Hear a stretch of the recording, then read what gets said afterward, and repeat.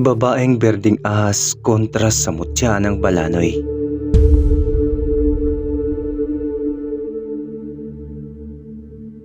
Kabuwanan ng Marso, taong 1898, bayan ng Sabali.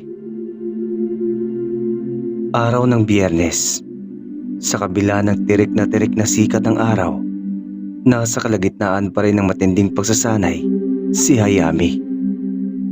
Naroon siya sa burol at nakatuon ang kanyang diwa sa pag-iinsayo sa pakikipaglaban. Hawak-hawak niya ang maalamat na kampilan na siyang minanapan niya mula sa kanyang mga ninuno, na noong kapanahunan ng mga ito ay kilala bilang mga mandirigma sa kanilang bayan. Sa edad na 46 anyos ay kakaiba pa rin ang tinataglay na lakas ni Hayami. Marami ang nakapagsabi na marahil ay dahil na rin iyon sa hawak ng mutya na siyang ipinagkaloob pa sa kanya ng kanyang amamang bago ito bawian ng buhay. Ang amamang, iyon ay ang tatay ng tatay mo. Kung panlabas na itsura naman ang pag-uusapan, siya ay may malapad na dibdib, may malalaking mga muscles, matikas na tindig, at may malaadonis na mukha. Makamandag din ang karisma niyang dala, kaya kahit na pamilyadong tao na siya, ay nahabol-habol pa rin siya ng mga kababaihan. Hayami. Isang malamyos na tinig ang nagpatigil kay Hayami. Bahagya pa niyang iniikot ang kampilan.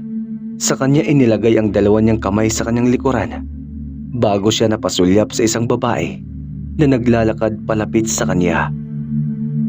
Nakakunot ang noo ng babae dahil sa tindi ng sikat ng araw, ngunit may nakapaskil ng ngiti sa mga labi nito. Siya ay si Amethyst, ang maswerteng babae na napangasawa ni Hayami. Unti-unting sumilay ang matamis na ngiti sa mukha ni Hayami. Nagsimula na rin siyang humakbang upang salubungin ang kanyang asawa. Halos 2 dekada na rin ang nakalipas simula nung mag-isang dibdib silang dalawa. Mayroon na silang 3 anak, 2 lalaki at babae ang bunso. May mga away at tampuhan din sila, ngunit mas nanaig ang pag-ibig nila sa isa't isa. Ang mga pagsubok na nakaharap nila ang naging dahilan upang mas lalong tumibay ang kanilang pagsasama. Nasaan ang mga bata? Nakapagmerienda na rin ba sila? Ikaw, tara, samahan mo ko. Wika ni Hayami matapos siyang akayin ni Amethyst papunta sa ilalim ng punong mangga upang magpahinga at magmerienda. Agad namang sinabi ng kanyang asawa na nasa bahay nila ang kanilang mga anak at nagpapahinga na rin. Hindi na natanggihan pa ni Amethyst ang alok ni Hayami na samahan ito sa pagkain, dahil alam niyang mas gaganahan kumain ng lalaki pag may kasama ito. Matapos ilapag ni Amethyst ang kulay puting tela sa damuhan, ay sunod niyang inihanda ang mga dala niyang pagkain sa ibabaw ng tela. May dala-dala siyang nilagang saging, sopas, at bibingka na siya rin mismo ang nagluto. May dala-dala rin siyang inuming herbal na siyang magpapatulong upang mas lalong lumakas ang pangangatawan ni Hayami. Nang tuluyang maihanda ang lahat, ay saka sila parehong napaupo at masayang pinagsaluhan ng mga pagkain habang nagkukwentuhan.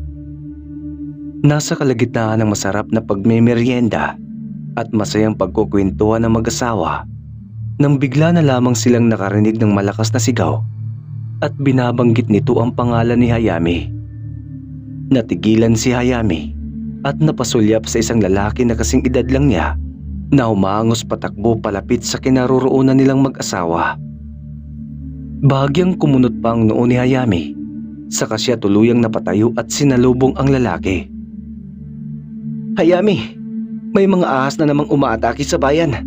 Kinakailangan ng bayan ng tulong mo. Hinihingal na usan ng lalaki, mas kilala sa pangalang Elias, isang panday sa kanilang bayan.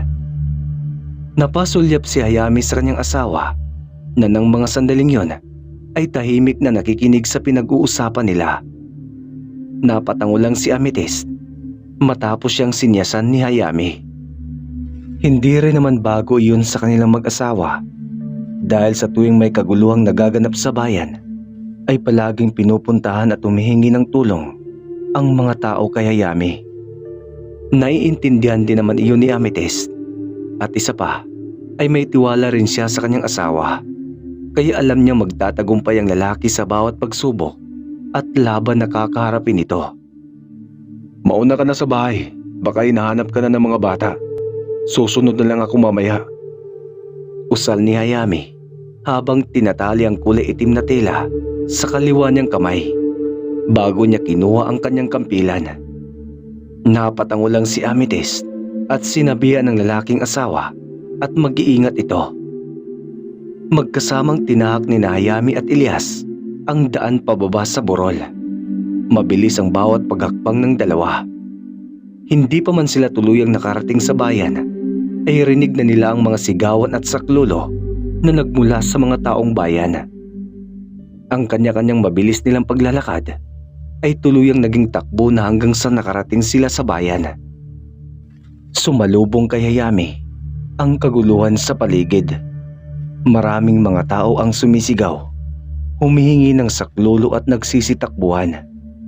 May mga ahas ding nagkalat sa paligid at ilan sa mga ito ay may mga tao na nabiktima na halos karamihan ay mga kababaihan at mga kabataan. May ilang mga mandirigma rin ang nakikipaglaban sa mga ahas. Hayami, tulungan mo ako. Isang matandang babae ang mahigpit na napahawak sa hita ni Hayami. Nang sulyapan ito ng lalaki, ay nangingitim na ang matandang babae. Hudyat na unti-unti nang kumalat ang lason sa buong katawan ng ginang. Agad niyang nilingon si Elias at inutusan na dalhin ang matanda sa ligtas na lugar at tawagin ang lahat ng mga manggagamot sa kanilang lugar upang iligtas sa mga taong nakatamo ng sugat at natuklaw ng mga ahas. Nang tuluyang makaalis si Elias habang buhat-buhat ang matandang babae, ay agad na inatake ni Hayami ang mga ahas sa paligid. Bawat ahas na nakikita at nakakasalubong niya ay walang pag-aalinlangan na pinupugutan niya ng ulo at hinahati ang katawan. Habang nakikipaglaban siya ay ramdam niya ang kakaibang enerhiya na dumadaloy sa kanyang mga kaugatan at alam niya na dahil iyon sa mutya ng balanoy. Makamandag man ang mga ahas, ngunit hindi hamak na mas makapangyarihan ang balanoy. Naibulong ni Hayami. Alam din kasi niya na ang ordinaryong halaman ng balanoy ay isa rin sa mga pangontra sa mga ahas.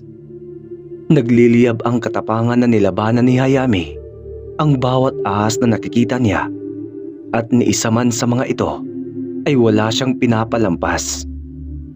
Nagmistula siyang halimaw sa gitna ng labanan dahil sa husay at dalubasan niyang pakikipaglaban. Ang mga taong nakasaksi ay hindi maiwasan na mamangha sa kanya. Nasa kalagitnaan ng matinding pakikipaglaban si Hayami nang makarinig siya ng kakaibang ingay at kasunod nun ay ang unti-unting pagsialisan ng mga ahas. Natigilan si Hayami nang masulyapan niya ang mga itim na ibon sa kalangitan na nagkakagulo at kasunod nun ay ang munting pagyanig ng lupa. Sigawan ng mga tao na narinig ni Hayami. Ngunit sa halip na umatras, tumakbo at magtago, ay mas pinili ni Hayami na manatili sa kanyang kinatatayuan at buong tapang na hinintay ang panganib na paparating. Maya-maya pa ay unti-unting bumiyak ang lupa at kasunod nun ay ang paglitaw ng isang babae na may kalahating katawan ng berdeng ahas at ang kalahati naman ay sa tao. Takot na takot ang mga tao dahil sa kanilang nakita. Napasigaw pa ang mga ito sa sobrang takot at mas lalo silang nagkagulo.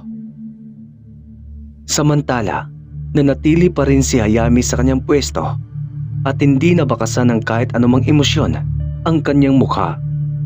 Isa kang hangal hampas lupa. Humanda ka at ito na ang magiging katapusan mo. Nanlilisik ang kulay berdeng mga mata ng babaeng ahas nang sabihin niya iyon. Bahagya pang lumabas ang dila nito na halintulad din sa isang ahas. Isang kakaibang ngisi ang sumilay sa mukha ni Hayami. Bahagya pa niyang inikot ang hawak niyang kampilan. Saka iyon hinarap sa babaeng berdeng ahas. Sabay sabing, "Kailan may hindi magtatagumpay ang kasamaan laban sa kabutihan." Mas lalong nalilisik ang mga mata ng babaeng ahas dahil sa sinabi ni Hayami. Maya-maya pa ay inatake ng babaeng ahas si Hayami na mabilis namang naiwasan ng lalaki. Bawat pag-atake ng ginagawa ng babaeng ahas ay walang kahirap-hirap na naiiwasan at nasasangga ni Hayami. At sa tuwing may pagkakataon siya, ay saka rin niya inaatake pabalik ang babaeng ahas. Habang lumilipas ang oras, ay mas lalong nagiging mainit ang labanan nilang dalawa. Napapahalakhak pa ang babaeng ahas nang magtagumpay siya na tuklawin ang kaliwang braso ni Hayami. Agad na napaatras si Hayami nang matapos siyang tuklawin ng babaeng ahas na kaharap niya. Sinulyapan pa niya ang kaliwa niyang braso at doon niya nakita na may kaunti yung sugat. Napatawa ang babaeng ahas at sinabi kay Hayami na ilang minuto na lang ang itatagal nito at tuluyang itong manghihina. Ngunit sa halip na makaramdam ng anumang takot, ay buong tapang pa rin siyang hinarap ni Hayami. Ang bawat kamandag ay may nakahandang panlunas. Seryosong wika ni Hayami. Sa kanya itinaas ang hawak niyang kampilan at walang pagdadalawang isip na hinawakan ang kaliwa niyang braso kung saan natuklaw ng babaeng ahas. Kaya mas lalong dumurugo ang kaliwang braso ni Hayami. Ngunit alam niya na iyon lang ang paraan upang mawala ang lason sa kanyang katawan, sapagkat sumasama sa agos ng dugo ang lason. Halos hindi rin makapaniwala ang babaeng ahas dahil sa ginawa ng lalaki. Hindi niya inaasahan na matalino ito at may pagkatuso rin pala itong si Hayami. Nababaliw ka na!